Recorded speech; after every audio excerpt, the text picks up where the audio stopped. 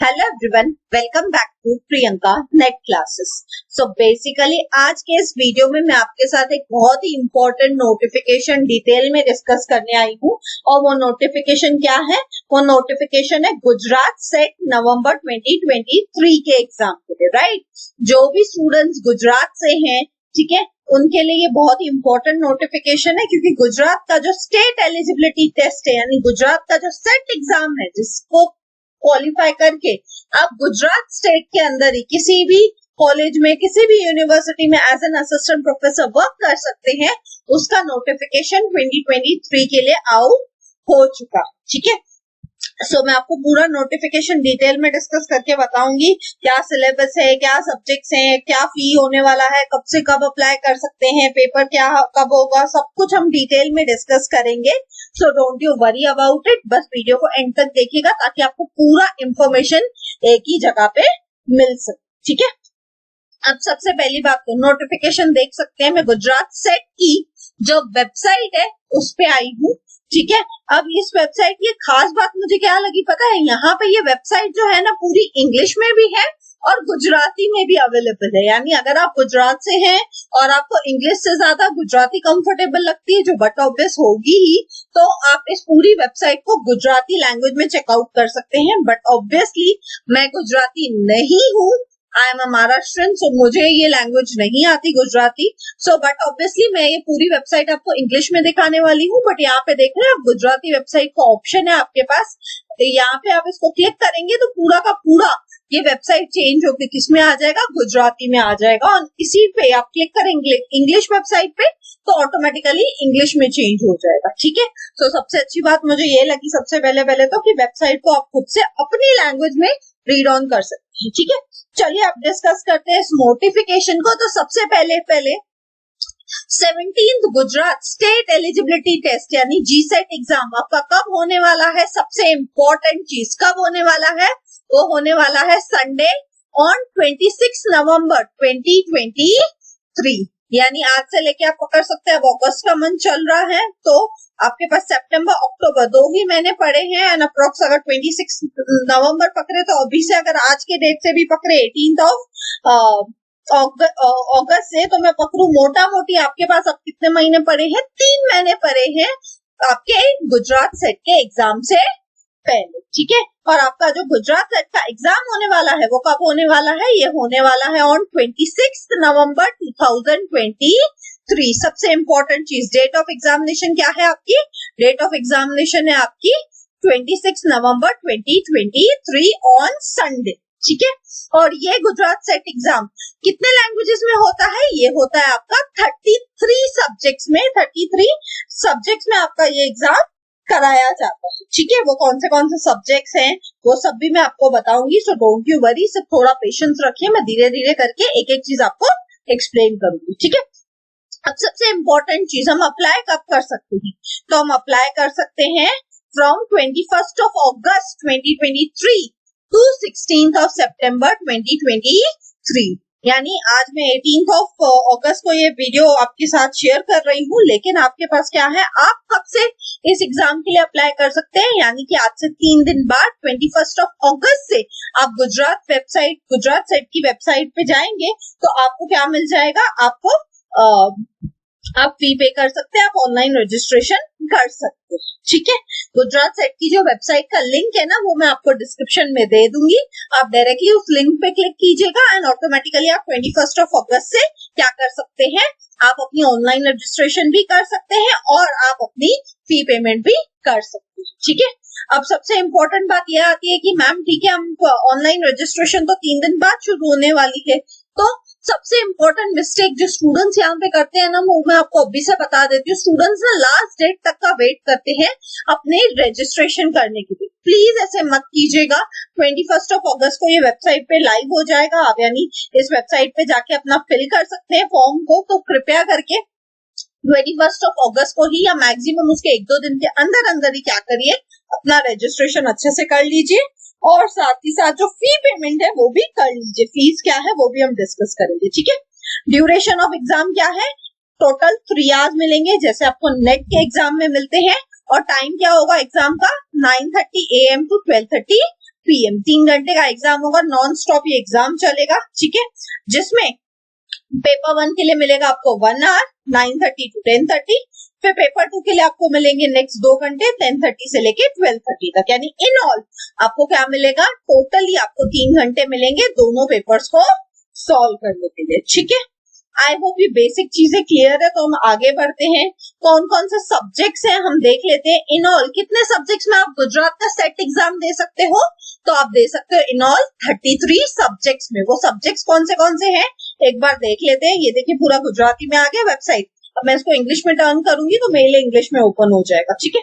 अब यहाँ की अच्छी बात मुझे पता है क्या लगी, यहाँ पे आपका सब्जेक्ट नेम लिखा है, मीडियम ऑफ क्वेश्चन पेपर लिखा है कि आपको कौन कौन से मीडियम में अवेलेबल हो जाएगा, प्लस सबसे इंपॉर्टेंट चीज आपको पीजी कोर्स और पीजी सब्जेक्ट भी यहाँ पे मेंशन हो। जैसे कि से फॉर एग्जांपल आप में से कोई इकोनॉमिक्स का है, ठीक है, तो आपको क्या होना चाहिए, आपको ये क्वेश्चन पेपर इकोनॉमिक्स का इंग्लिश में भी मिलेगा, गुजराती में भी मिल जाएगा।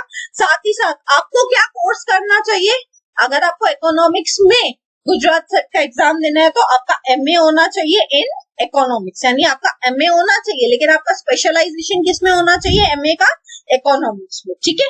ऐसे करके आप देख सकते हैं सारे के सारे 33 सब्जेक्ट्स के लिए आपको दिया हुआ है कि कौन सा कोर्स रिक्वायर्ड है और उसके साथ साथ उस कोर्स का स्पेशलाइजेशन क्या होना चाहिए। जैसे कॉमर्स में जो स्टूडेंट्स देंगे उनको क्वेश्चन पेपर इंग्लिश में भी मिलेगा, गुजराती में भी मिलेगा। साथ ही साथ आपका जो कोर्स है जो आपको करना है वो कौन सा करना है, आपको एमकॉम का कोर्स करना है, और उस एमकॉम का कोर्स आपको किसमें करना है, कॉमर्स में ही करना है, ठीक है। स्पेशलाइजेशन आपकी कॉमर्स में होनी चाहिए, ठीक है, या उससे रिलेटेड कोई फील्ड में होनी चाहिए।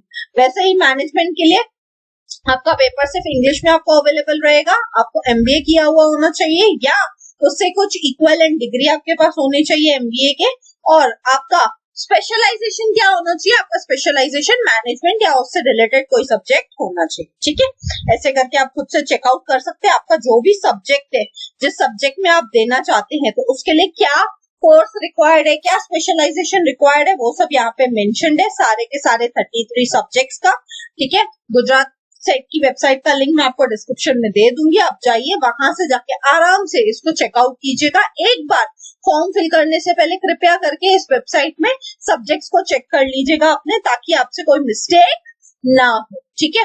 एंड एक इम्पोर्टेंट चीज यहाँ पे पूछी जाती है जो कि है रिगार्डिंग एलिजिबिलिटी। आप में से बहुत सारे स्टूडेंट्स पूछते हैं कि मैम एलिजिबिलिटी क्या है, तो एलिजिबिलिटी सिंपली ये है कि जो स्टूडेंट्स क्या है जीसेट एग्जाम में अपीयर करना चाहते हैं, ठीक है, उनके पास कंडीशन दो ही है, या तो उन्होंने अपनी मास्टर्स डिग्री कंप्लीट की होनी चाहिए, या तो वो अपने मास्टर्स डिग्री के फाइनल ईयर में है, तभी ही वो गुजरात सेट का एग्जामिनेशन दे सकते हैं, ठीक है। मैं फिर से समझा रही हूँ। से फॉर एग्जाम्पल मैं एमकॉम की स्टूडेंट हूँ, ठीक है, मैं एमकॉम के फर्स्ट ईयर में हूँ, एमकॉम के 2 ही साल होते हैं, मैं अभी तक एमकॉम के फर्स्ट ईयर में हूँ, तो मैं गुजरात सेट के लिए एलिजिबल हूँ क्या, नहीं एलिजिबल हूँ। क्यों, क्योंकि गुजरात सेट की कंडीशन क्या बोलती है कि या तो आपका एमकॉम कंप्लीट हो जाना चाहिए, मास्टर्स कंप्लीट हो जाना चाहिए, या तो आप मास्टर्स के लास्ट ईयर में फाइनल ईयर में होने चाहिए, ठीक है। सो ये 2 चीजों का ध्यान रखिएगा, यानी जो स्टूडेंट्स अभी भी एमकॉम के 3rd या 4th सेमेस्टर में हैं वो लोग इस एग्जाम के लिए अप्लाई कर सकते हैं, या तो जो स्टूडेंट्स ऑलरेडी क्या कर चुके हैं, अपना मास्टर्स कंप्लीट कर चुके हैं, वो भी इस एग्जाम को अपीयर कर सकते हैं, ठीक है। अब सबसे इम्पोर्टेंट चीज, जो भी स्टूडेंट्स अदर स्टेट से होंगे other than the Gujarat state, वो सब के सब जनरल कैटेगरी के स्टूडेंट्स माने जाएंगे, ठीक है। और जो भी जनरल कैटेगरी के स्टूडेंट्स हैं, अनरिजर्व कैटेगरी के लिए स्टूडेंट्स हैं, उनके लिए कंडीशन क्या है कि आपको कम से कम क्या होना चाहिए, 55% आपकी मार्क्स आनी चाहिए, किसमें, आपकी मास्टर्स डिग्री में। से फॉर एग्जांपल मेरी मास्टर्स डिग्री एमकॉम है, तो एमकॉम में कम से कम मेरे को ओवरऑल 55% मार्क्स आने चाहिए, तभी ही मैं गुजरात सेट के लिए एलिजिबल हूँ, अगर मैं जनरल कैटेगरी की स्टूडेंट हूँ तो, ठीक है। और अगर आप में से कोई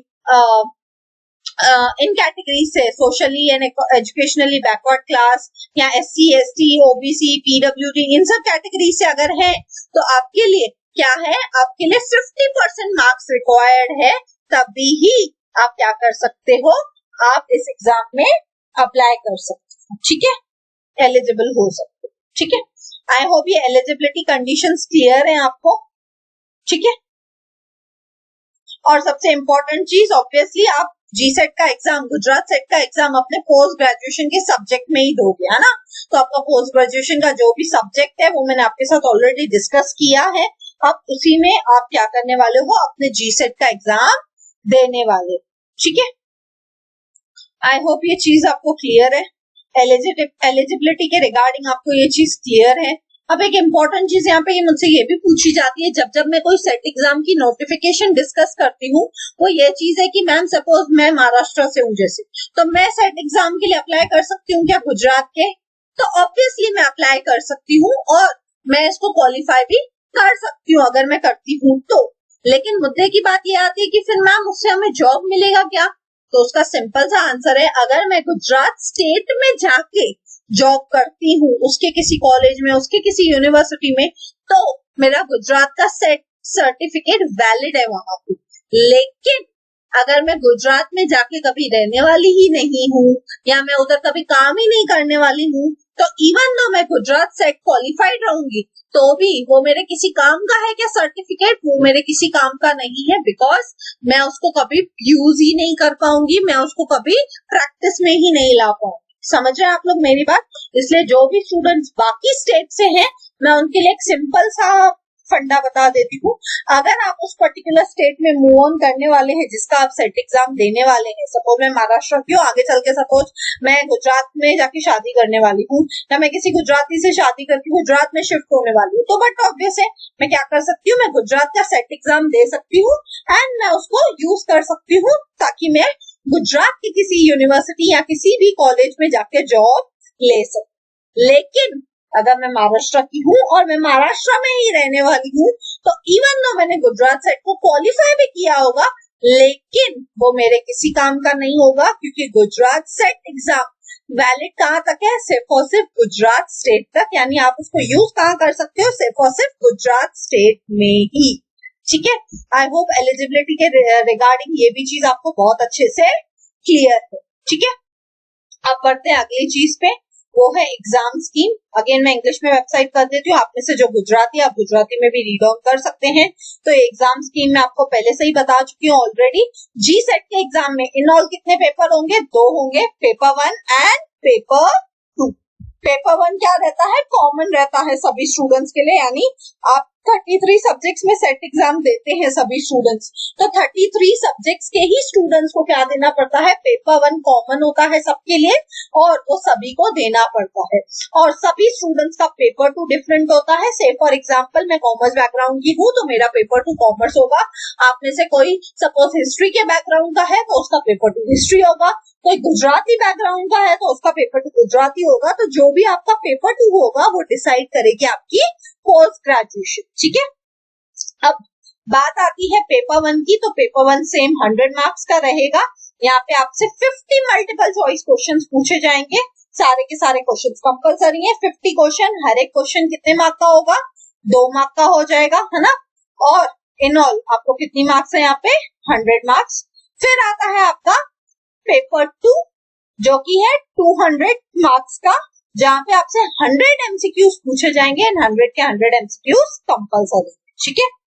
और टोटल आपकी मार्क्स कितनी हो जाएंगी? 200 के 100 एमसीक्यूज इनटू एक क्वेश्चन कितने मार्क का होता है? 2 मार्क्स का। तो इन ऑल आपकी कितनी मार्क्स हो जाएंगी? 200। इन ऑल मिला के अगर मैं बोलूं, टोटली अगर मैं बोलूं, तो गुजरात सेट जो है वो टोटल कितने मार्क्स का होता है? सेम 300 मार्क्स का होता है जैसे आपका नेट एग्जाम होता है, ठीक है। और टोटल आपको 3 घंटे मिलेंगे। टाइम क्या है आपके एग्जाम का? सुबह के 9:30 बजे से लेके दोपहर के 12:30 बजे, ठीक है। अब सबसे इम्पोर्टेंट चीज, आपको पेपर 1 पेपर 2 दोनों मिलेगा और अलग अलग सब्जेक्ट्स में मिलेगा, गुजराती और इंग्लिश दोनों में मिलेगा। जहां जहां पे गुजराती लैंग्वेज में वो पेपर मिल सकता है वो आपको मिल जाएगा। वो आप कहाँ से देखेंगे? आप सब्जेक्ट्स में से जाके देख लीजिएगा कि आपको वो पेपर सिर्फ इंग्लिश में मिलेगा कि गुजराती लैंग्वेज में भी मिलेगा, ठीक है। और आपको क्या दी जाएगी? OMR शीट दी जाएगी। OMR शीट क्या होती है? OMR शीट कुछ ऐसी होती है जिसमें बबल करने होते हैं, है ना।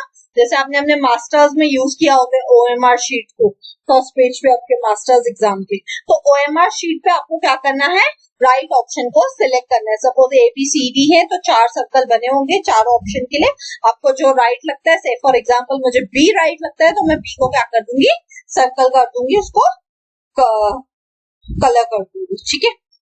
अब सबसे इंपॉर्टेंट चीज, कोई नेगेटिव मार्किंग है क्या, तो कोई भी नेगेटिव मार्किंग नहीं है।